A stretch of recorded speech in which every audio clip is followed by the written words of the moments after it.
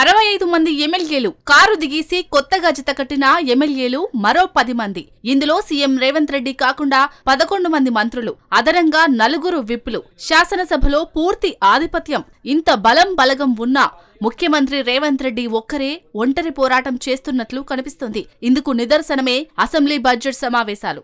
అసెంబ్లీలో విపక్ష బీఆర్ఎస్ ఎమ్మెల్యేలు ఆందోళనలు చేస్తుంటే కాంగ్రెస్ ఎమ్మెల్యేలు మౌనం పాటించారు. కనీసం అడ్డుకునేందుకు కూడా ప్రయత్నించలేదు సరికదా, కనీసం కూర్చున్న కుర్చీలో నుంచి కూడా లేవలేదు. బీఆర్ఎస్ సభ్యులు ప్రభుత్వంపై, సీఎం రేవంత్ రెడ్డిపై ఎన్ని విమర్శలు చేసినా పట్టించుకోలేదు.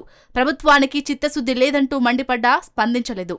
గవర్నర్ చేత కూడా కాంగ్రెస్ అబద్దాలు చెప్పిస్తుందని బీఆర్ఎస్ అభ్యంతరం వ్యక్తం చేసినా వారిని నివారించడానికి ముందుకు రాలేదు. మరికొందరైతే విపక్ష నేతలు చేస్తున్న విమర్శలను ఎంజాయ్ చేస్తూ ముసిముసిగా నవ్వుకుంటున్నారట. అందుకే సభానాయకుడిగా ఉన్నప్పటికీ తనపై వస్తున్న విమర్శలకు సీఎం రేవంత్ రెడ్డి స్వయంగా జవాబు చెప్పుకోవాల్సి వస్తుందనే టాక్ వినిపిస్తోంది. ప్రతిపక్షం విమర్శలను కాంగ్రెస్ ఎమ్మెల్యేలు, మంత్రులు లైట్ తీసుకోవడం ఏంటనేది ఎవరికీ అంతు చిక్కడం లేదు. శాసనసభ లాబీల్లోనూ ఇదే విషయమై అధికార, ప్రతిపక్ష నేతల మధ్య ఆసక్తికర చర్చ జరుగుతుంది.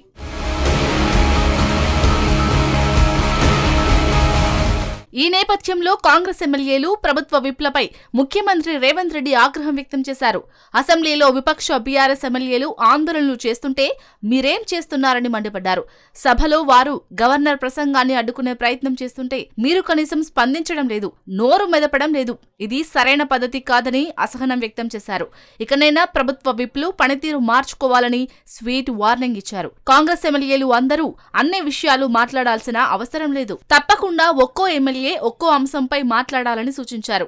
ఎవరైనా లైన్ క్రాస్ చేస్తే కఠిన చర్యలు ఉంటాయని హెచ్చరించారు. ఎవరైనా పార్టీలో ఉండాలంటే లిమిట్లో ఉండాలని, లైన్లో ఉండి నడుచుకోవాలని చెప్పారు. కాదు, కూడదు, లిమిట్ క్రాస్ చేస్తాం, లైన్ దాటుతామంటే తీవ్ర పరిణామాలు ఎదుర్కోవాల్సి ఉంటుందని హెచ్చరించారు. మనపై బీఆర్ఎస్ బురద చల్లితే కడుక్కోవడం కాదు, సబ్జెక్టుపై మాట్లాడటం నేర్చుకోవాలని, ఏం మాట్లాడాలో ఎమ్మెల్యేలు ప్రిపేర్ కావాలంటూ సీఎం క్లాస్ పీకారు. ప్రతిపక్ష సభ్యులు మాట్లాడిన ప్రతి అంశాన్ని కార్నర్ చేయాలని చెప్పారు. ఇందుకు సంబంధించిన డేటా, సబ్జెక్టును తయారు చేసుకుని సిద్ధంగా ఉండాలన్నారు. అంశాన్ని బట్టి కౌంటర్లు ఇవ్వాలన్నారు.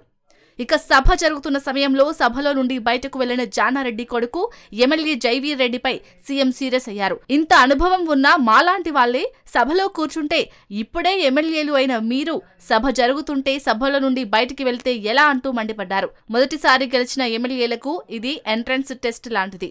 ఇప్పుడు సభలో ఉండి సబ్జెక్టు నేర్చుకుంటేనే రేపు భవిష్యత్తు ఉంటుంది, లేదంటే మీ అందరికీ కష్టమే. పెద్దలను చూసి కొత్త ఎమ్మెల్యేలు నేర్చుకోండి అంటూ రేవంత్ రెడ్డి గట్టిగానే మందలించారు.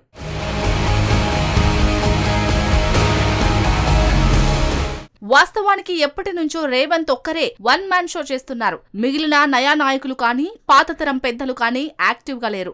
రేవంత్ దూకుడు కారణంగా కొన్ని సమస్యలు ఉన్నా కాంగ్రెస్ అధిష్టానం కూడా పెద్దగా పట్టించుకోవడం లేదు. వ్యక్తిగతంగా ఉన్న ఇమేజ్ ను పార్టీకి వినియోగపడేలా పనిచేసేందుకు రేవంత్ ఉత్సాహంతో ఉన్నారు. కానీ అవి చాలడం లేదు. చాలని శక్తితో రేవంత్ పనిచేస్తున్నారు. అందుకే ఆయన ఒకంత అసహనంతో ఊగిపోతున్నారు.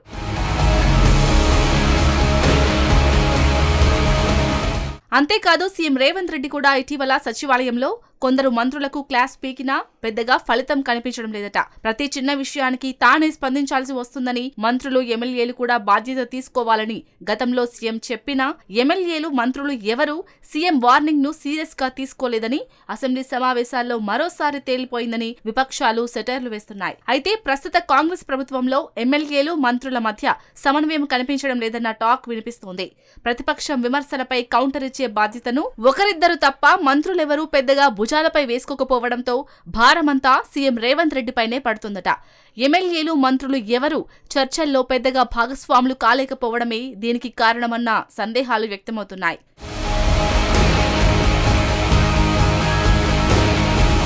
ప్రస్తుత అసెంబ్లీలో కాంగ్రెస్ తరపున జూనియర్ ఎమ్మెల్యేలే ఎక్కువగా ఉన్నారు. దీంతో సీనియర్లతో సమన్వయం చేసుకోలేకపోతున్నారనే వాదన వినిపిస్తోంది. మంత్రులు భట్టి విక్రమార్క, పొన్నం ప్రభాకర్, దుద్దిళ్ల శ్రీధర్ బాబు వంటి కొద్ది మంది మాత్రమే అసెంబ్లీలో సీఎంతో పాటు ప్రతిపక్షాన్ని ఎదుర్కొంటున్నారు. సీనియర్ మంత్రి ఉత్తమ్ కుమార్ రెడ్డి తన సబ్జెక్టు వచ్చినప్పుడు మాత్రమే అసెంబ్లీలో గలం విప్పుతున్నారు. ఇక మిగిలిన వారు ఎవరు ప్రభుత్వంపై విమర్శలకు పెద్దగా స్పందిస్తున్న దాఖలాలు కనిపించడం లేదనే గుసగుసలు వినిపిస్తున్నాయి. సీఎం కూడా మంత్రులు కల్పించుకోవాలని సూచిస్తున్నా వారు పెద్దగా పట్టించుకోకపోవడం అధికార పార్టీలోనే చర్చకు దారితీస్తోంది.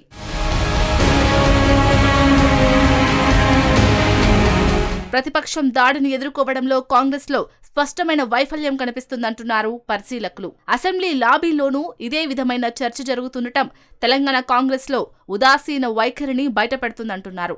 అన్నీ సీఎం చూసుకుంటారులే అన్న ఉదాసీన ధోరణే మంత్రులు, ఎమ్మెల్యేలో ఎక్కువగా కనిపిస్తుండటంతో ప్రతిపక్షం పైచేయి సాధించేలా కనిపిస్తుందంటున్నారు. మరి ఈ పరిస్థితిని కాంగ్రెస్ ఎలా అధిగమిస్తుంది అన్నదే $1 మిలియన్ ప్రశ్నగా మిగిలిపోయింది.